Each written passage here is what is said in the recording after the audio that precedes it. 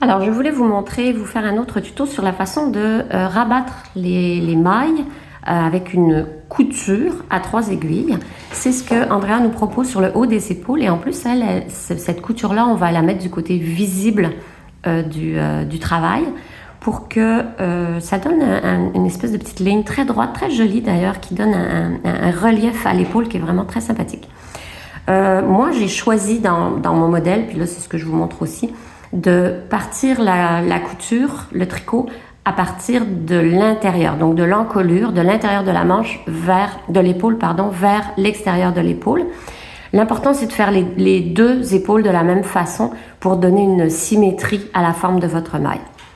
Donc, imaginez donc que j'ai le nombre de mailles de toute mon épaule. Encore une fois, c'est un échantillon. Je n'ai pas tout le nombre de mailles de mon épaule, mais c'est pas grave. L'idée est la même. Et je vais mettre chacune des épaules, l'épaule avant, l'épaule arrière, sur mes deux aiguilles.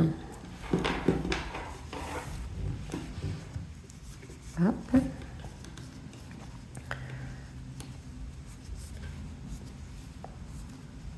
Voilà, c'est fait. Donc, ça ressemble un petit peu, pour celles qui ont déjà fait des chaussettes, à la position qu'on a quand on va vouloir faire le grafting sur le bout des chaussettes qui sont commencées par le haut. Nous voilà donc en place avec le même nombre de mailles, c'est bien important, de chaque côté de mes deux aiguilles. Et c'est vraiment tout simple, vous allez voir. Là, il se trouve que j'ai encore de la laine attachée que j'ai gardée avec une troisième aiguille que j'aime bien prendre. Et là, je m'excuse, j'ai pas pris la bonne, mais que j'aime bien prendre plus grosse. Attendez, je reviens, je vais la changer.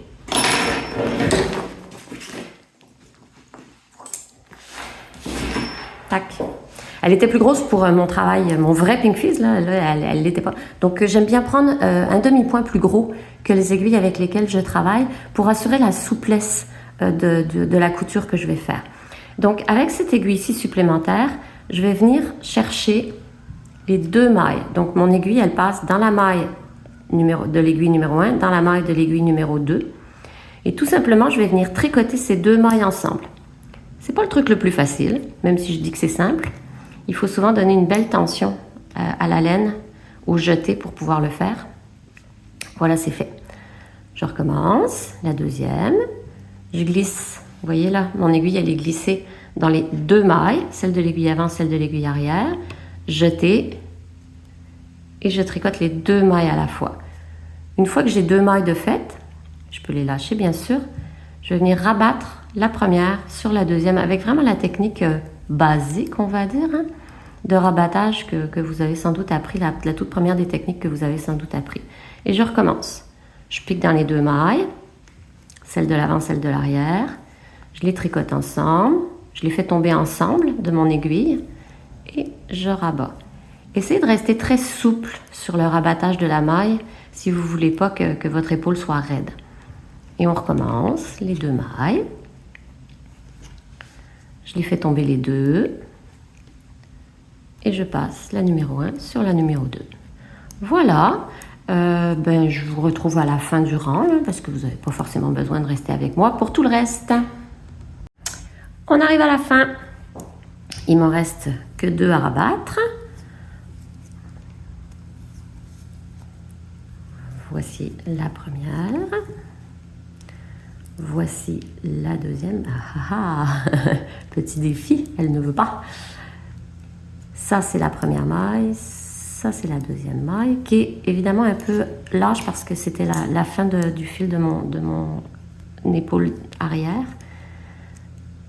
Je vais pouvoir la resserrer de toute façon. Vous voyez là, si je tire dessus, je vais pouvoir la resserrer. Je passe par-dessus. Et pour terminer, c'est assez simple. Vous coupez, laissez une belle longueur pour être capable de faire vos coutures par la suite. Et on va venir tout simplement tirer sur la boucle. Tac. Et voilà, c'est terminé.